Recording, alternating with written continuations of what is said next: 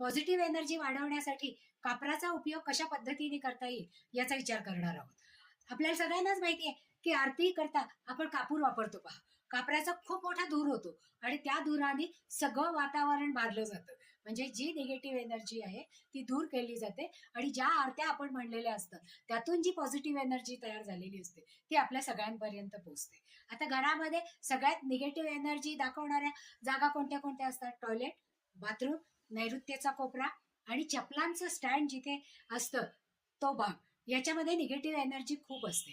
ती negative energy दूर करण्यासाठी भीमसेनी कापराच्या वड्या जर आपण बाथरूममध्ये काचेच्या बाउलमध्ये, टॉयलेटमध्ये काचेच्या बाउलमध्ये, नैऋत्येला एक मोठी वडी नुसतीच खिडकीत ठेवली तरी चालते. त्याचप्रमाणे चपलांच्या स्टँडवर एक वडी ठेवायची की ज्याच्यामुळे निगेटिव्हिटी ऍब्सॉर्ब केली जाते आणि पॉझिटिव्ह वेव्स तयार होतात आणि त्या जास्त काळ टिकतात.